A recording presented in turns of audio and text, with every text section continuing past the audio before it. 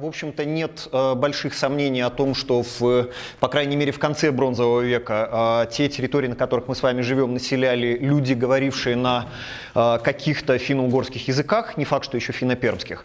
Но, тем не менее, строго говоря, называть этих людей удмуртами или даже предками удмуртов, наверное, на сегодняшний день все-таки достаточно самонадеянно. Тем не менее, мне кажется, что этот разговор имеет некоторый смысл. Потому что, во-первых, ну вот то историческое измерение, в котором существует удмуртская культура, оно в публичном пространстве, по моему ощущению, представлено довольно неравномерно. То есть школьная учебничная история, она заходит в 19 век, немножечко в 18. Благодаря трудам Владимира Чуракова, Николая Песлегина мы сегодня можем проследить движение удмуртского населения, именно удмуртского населения поглубже в 17 век, забраться даже там немножечко в 16 попытаться ковырнуть до того момента, как у нас, собственно говоря, не заканчиваются письменные источники или не начинаются, смотря как говорить. После этого в массовом сознании у нас есть только Иднакар. Он стоит на севере печально и одиноко, и это вот его одиночество печально порождает некоторый объем спекуляций вокруг него, хотя это прекрасно научно исследованный памятник, но ведь люди живут здесь, в Камско-Вятском междуречии, на протяжении как минимум 10 тысяч лет, вероятнее всего и еще дольше, и это та вещь, которая где-то в каких-то научных трудах, естественно, отражена, но в публичном пространстве практически не представлена. Это одна достаточно важная штука. Вторая, как мне кажется, не менее важная вещь – это возможность посмотреть на историю нашей территории в контексте глобальном. Вот этнофутуризм, кто бы как к нему не относился, одной из самых сильных своих вещей, конечно, имел одним из самых сильных ходов то, что удмуртская культура начала внезапно достаточно для того времени рассматриваться именно в контексте глобальной культуры, а не каких-то там вот местных трендов. Для 19 века или 18 сегодня это сделать достаточно тяжело. Все-таки практически все, что наработано, оно сделано в контексте истории Поволжья, там, российской истории, максимум то, что касается именно удмуртских этнических вещей. Очень часто бывает так, что если хочется, достаточно много информации, связать ее всю для 18-19 века не так уж просто. Если хочется, чтобы информации было поменьше, нужно копнуть поглубже. Что бы я хотел за то небольшое время, которое мы с вами проведем, сделать? Во-первых, мне бы хотелось очертить немножко ту картинку фоновую, то, что происходит в этот момент в мире, и, во-вторых, показать, как те немногие, в общем-то, дошедшие до нас от Бронзового века вещи, которые встречаются здесь на территории Удмуртии, те памятники в этом контексте играют. Если можно... Так, а тут есть что-нибудь, чем можно слайды менять? Или...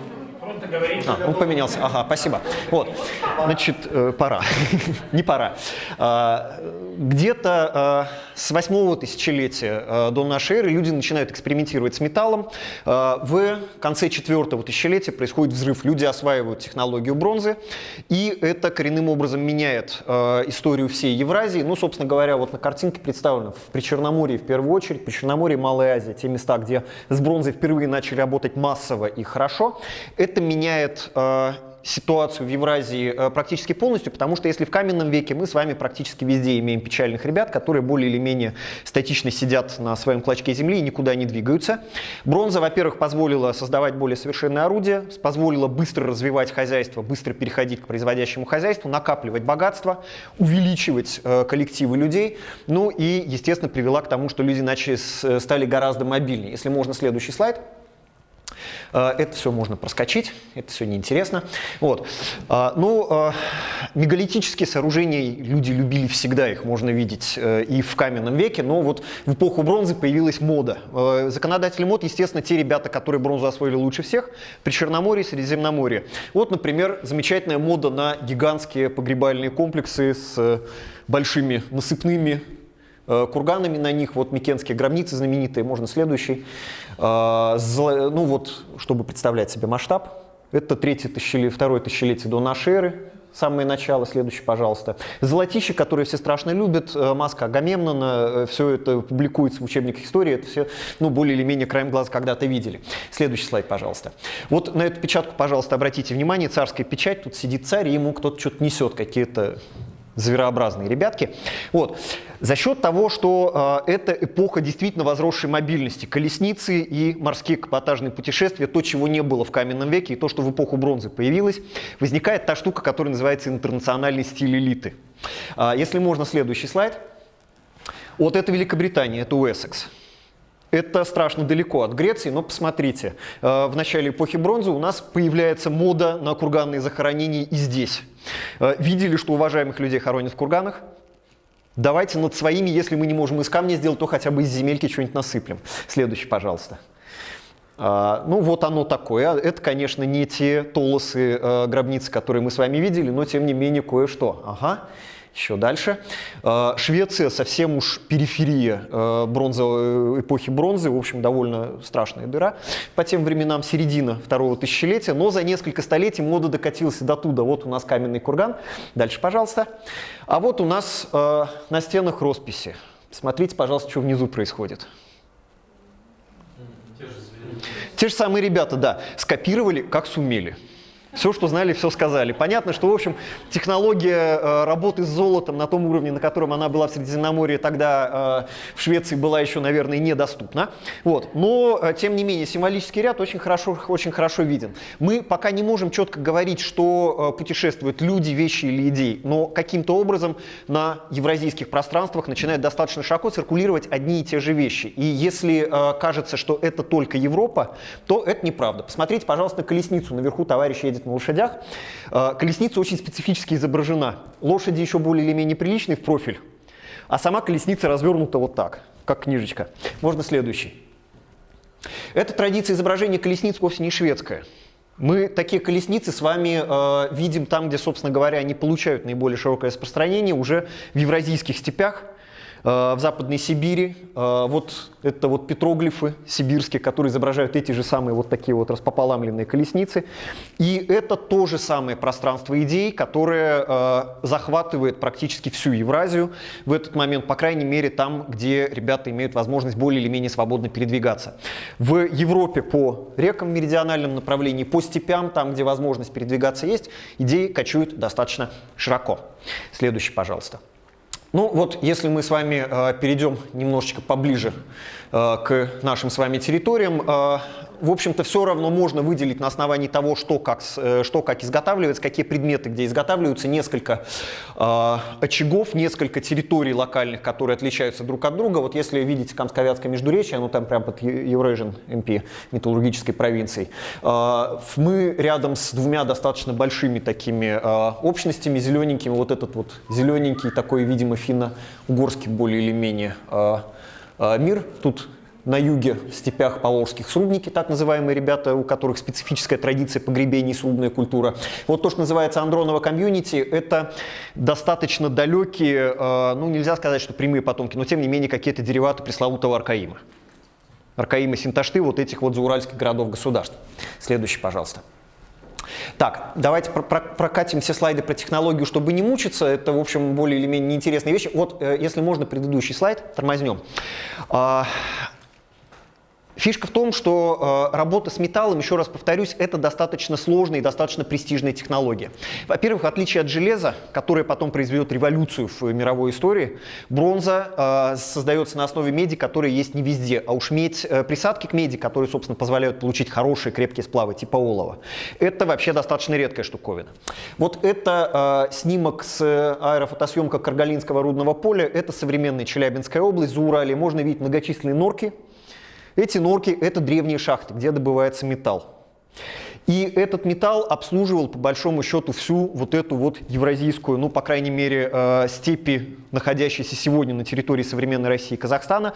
Очень значительные части снабжались металлом именно отсюда. Иногда металл путешествует на тысячи, ну, сотни-то километров совершенно определенно. У нас здесь время от времени, помимо местной меди, которая из медистых песчаников изготовлена, тоже следы каргалинского металла попадаются. Это достаточно специализированное производство. Следующий, пожалуйста. Ну вот форма для отливки, бронзовый век, это 3-е тысячелетие до 2-е, наверное, все-таки вру. Следующий. Вот. Это вот московские археологи, собственно, которые каргалы изучают. Вот эта гора костей, выкопаны, это флюсы, это присадки для того, чтобы из руды металл выплавлять. Вот в таких масштабах практически промышленных ведется производство металла, чтобы обеспечивать металлом, ценностями, идеями весь наш с вами евразийский мир, не только степной, но и лесной. Мы сейчас до леса потихонечку доберемся. Next one. Следующий, пожалуйста. Так, значит, вот эта штука, которая к нам совсем близко. Можно следующий. В определенный момент в середине второго тысячелетия до нашей эры здесь по лесной Евразии внезапно начинают распространяться очень специфические виды металлических изделий, которые появились как бы из ниоткуда, если можно следующий слайд. Это, во-первых, вот такие специфические бронзовые медные топоры, так называемые кельты. К названию племени кельтов это не имеет большого отношения. Это просто специфическое их археологическое наименование, если можно следующий. Вот. Ну вот так вот это выглядело. Тут, видите, даже с орнаментом есть там козерожек какой-то отлитый. Это отливки, это не ковка, не чеканка, это литые штуки, которые, собственно, тогда вот в этом втором тысячелетии льются. Вот, следующий.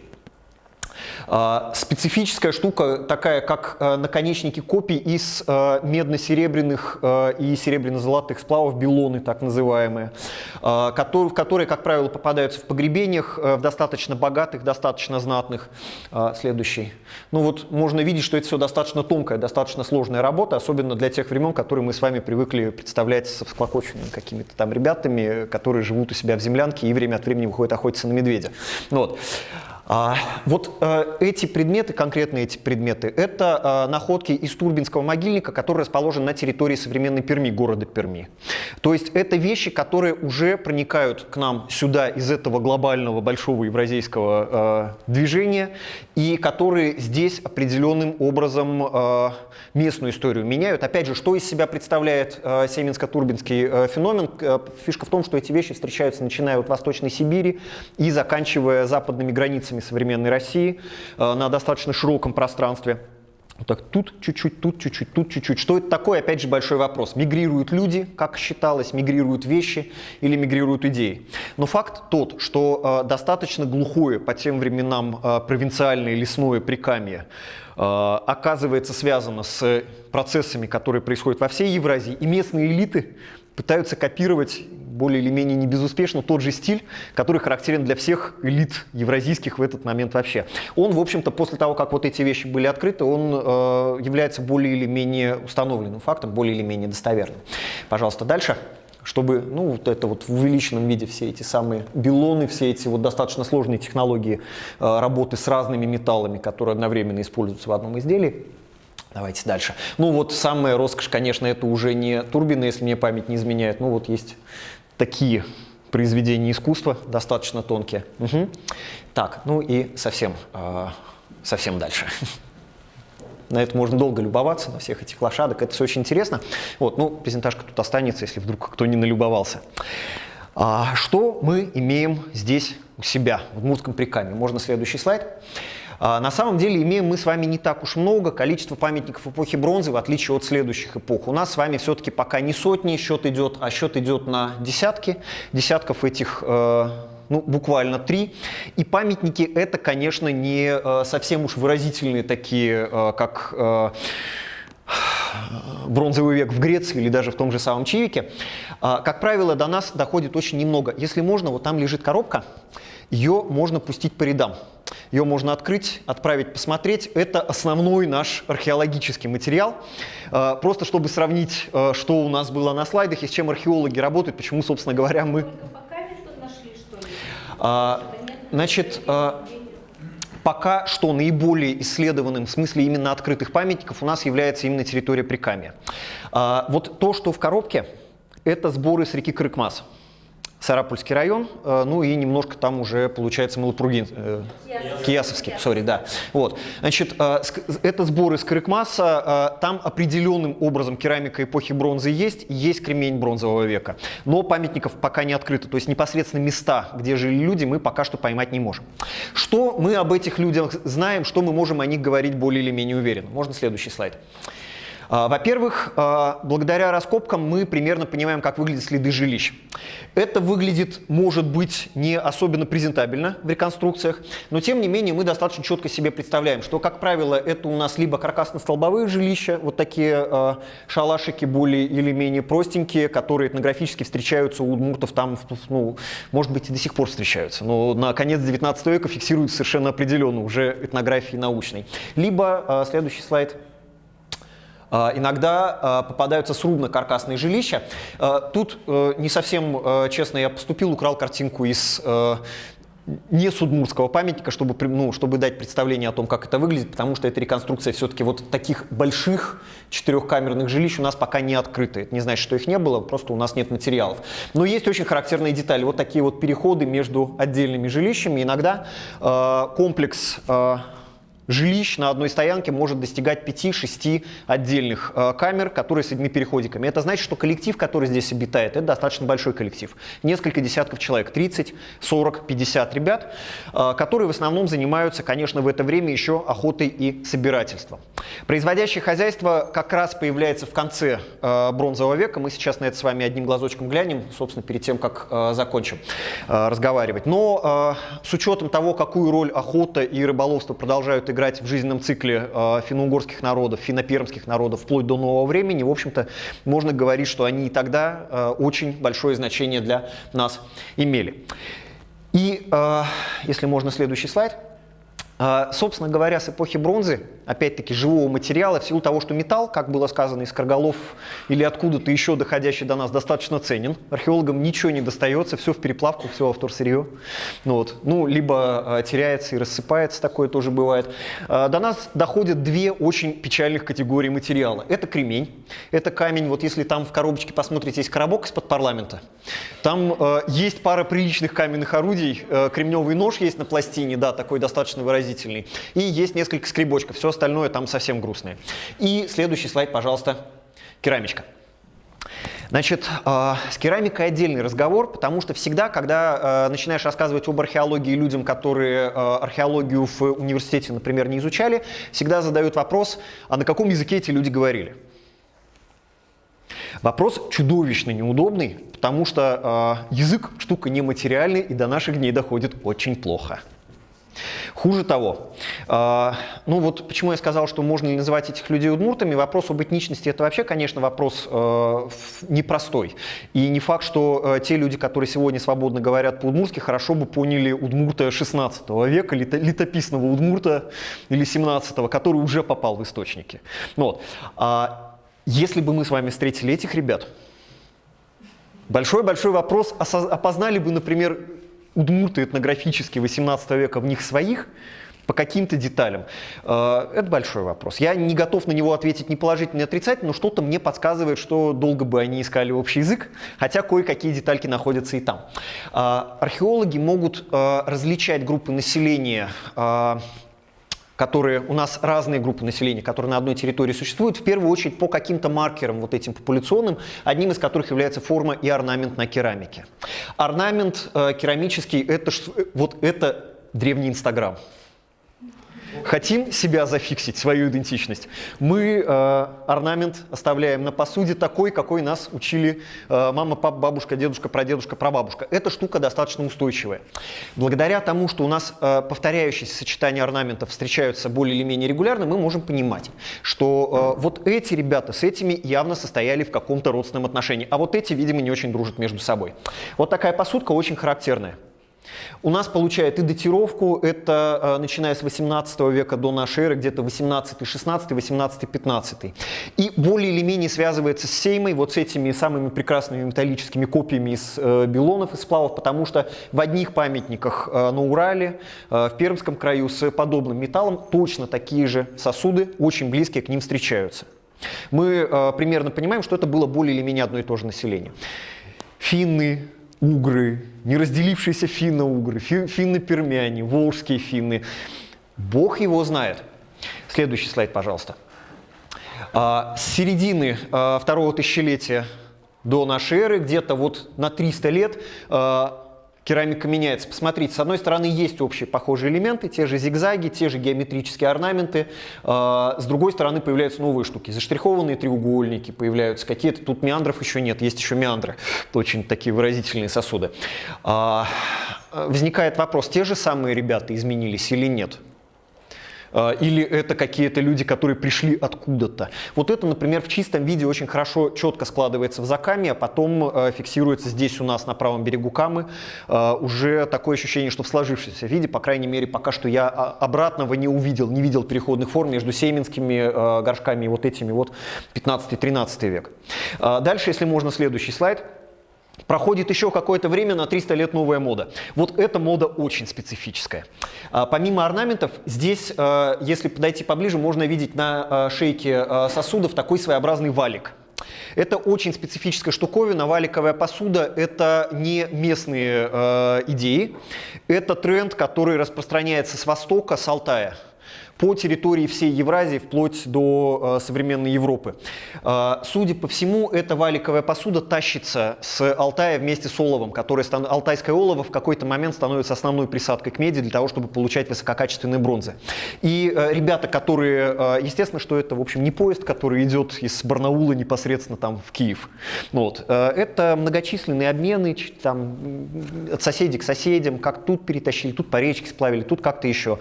Но в процессе вместе с оловом, с нужным компонентом, тащатся идеи. Может быть, даже целые горшки. И опять-таки, те ребята, которые оловом владеют, видимо, продвинутые. Давайте мы будем немножечко им подражать. Вот. Ну и проходит еще какое-то количество времени, если можно, следующий. И посуда у нас опять меняется до неузнаваемости. На рубеже второго-первого тысячелетия у нас появляются внезапно вот такие высокие прямые шейки. Там в этой коробке есть пара буквально таких сосудов. Можете поковыряться, может, найдете. Вот такие очень специфические орнаменты, уже достаточно разряженные. Опять-таки, частично мы видим, что орнаменты перекочевали с предыдущего слайда. Вот эти зигзаги с капельками между ними. То есть какие-то традиции сохраняются. Появляются какие-то новые идеи, в частности, формы. Это очень специфическая штуковина, которая, судя по всему, какое-то нижнекамское происхождение имеет, степное. Вот. Ну и если там докрутить последний слайд до конца, вот это уже совсем поздняя финальная бронза. Появление вот такой посуды – это даже некоторая деградация в жизни местного населения, потому что, например, Антон Лыганов, казанский наш коллега, который защищал диссер по производящему хозяйству защищал не так давно по научным меркам, говорит, что вот на тех поселениях, где вот такая посуда начинает попадаться на Нижней Каме, следы пыльцы культурных растений практически отсутствуют. Такое чувство, что либо поменялся климат настолько, что стало невозможным выращивать даже рожь, вот, либо же опять-таки пришли какие-то ребята и подвыселили прежнее местное население. Ну и сами тут начали опять-таки заниматься своими прежними развлечениями. Ну там следы скотоводства, естественно, сохраняются. Это все-таки немножко попроще, чем землю пахать для наших непростых погодных условий. Вот, вот это без 5 минут знаменитое, опять-таки более или менее знаменитое, широко известное в узких кругах Зуево-Ключевское городище на юге, самый южный памятник археологический в Удмуртии, один из самых выразительных. Вот, он, к сожалению, до сих пор пока что известен больше, конечно, как место силы с родником с живой и мертвой водой, что тоже неплохо. Но и как памятник археологии, конечно, эта штука очень выразительная, а главное, она гораздо более уверенно связывается с современными уже вот финно-пермянами, потому что как раз-таки раннее железо, ананина – это та штука, с которой эволюция прослеживается, но если непрерывно, то все-таки там можно выделить те элементы культуры, которые до этнографического времени доходят более или менее в неизменном виде. Вот. Ну и подводя всему этому галопу по древностям второго тысячелетия до нашей эры итог, мне бы хотелось две вещи обозначить. Первая вещь, которую хотелось бы сказать, в общем-то, понятно, что в тот момент, когда мы имеем вот такие картинки, безо всяких разумных пояснений, понимать, что тут в реальности происходило исторически в эпоху бронзы, крайне непросто. Нормальный человек, который открывает книжку с такой картинкой, смотрит на нее некоторое время, закрывает и забывает об этом навсегда. В принципе, мы сегодня уже можем давать какую-то более или менее вразумительную историческую интерпретацию, хотя бы очень черновую, тех событий, которые за всеми этими горшками и кремневыми стрелами стоят. А если еще немножко металла есть, то вообще получается замечательно. Мы примерно понимаем на уровне хотя бы самой черновой реконструкции, как выглядит жилище эпохи бронзы или эпохи раннего железа, как выглядит занятие, как выглядит быт. Единственное, чего у нас нет, это органики. Торфяниковую стоянку бы хотя бы одну раскопать, в которой дерево сохраняется, и мы были бы счастливы. В принципе, это штука, которая готова к любви. Любой бизнесмен, который хочет попытаться сделать бизнес на исторической этнографии, в смысле исторического парка, может сегодня найти у современных удмуртских ученых, историков, археологов поддержку в том смысле, чтобы сделать это не просто красиво, но и имеющим отношение к реальности. Насколько я знаю, на севере у нас в отношении Средневековья такие проекты уже реализуются, там пытаются реконструировать средневековые городища, но мы можем с вами забираться и глубже. И вторая штука, на мой взгляд, достаточно важная. Исходя из того, как у нас на протяжении, то есть мы с вами посмотрели на период примерно в 1000 лет, чуть поменьше. Можно видеть, что за эту 1000 лет у нас произошло, судя, по крайней мере, по керамике, несколько достаточно существенных подвижек. Облик населения, который его оставляет, тоже мог меняться. Традиционно как-то есть некое ощущение, опять-таки, в публичном пространстве, что вот тут искренне мы всегда сидели, вросши в землю, и никогда никуда не двигались. Финские народы, финно-пермские народы и вообще местное лесное население, несмотря на то, конечно, что мы, слава богу, не степняки. Мы, ребята, тоже достаточно подвижные. Мы любим передвигаться время от времени с места на место. И вполне возможно, если мы будем собирать всю, в общем-то, археологию последних 500, 600, 700 лет, мы с вами можем обнаружить предков того, что, собственно, называется этнографическими удмуртами, не только на территории не то что современной Удмуртской республики, но даже и строго ареала расселения современных удмуртов или удмуртов, например, 19 века. Но это, еще раз повторюсь, вопрос не очень простой, связанный с этничностью. И есть люди, которые однозначно говорят этнос. Есть люди, которые при слове этнос хватаются за пистолет и начинают говорить, что нет, давайте будем говорить отдельно про язык, отдельно про материальную культуру. В любом случае, по моему ощущению, все эти люди, которые принимали участие в сложении того, что мы сегодня знаем как финно-пермские культуры, удмурты, коми. Это штука достойная внимания, достойная интереса, потому что в конечном счете хотя бы какими-то косвенными, но предками того, что в современной ситуации сложилось, эти люди являются. Наверное, все. Не буду больше испытывать ваше терпение. Если есть какие-то вопросы, пожалуйста.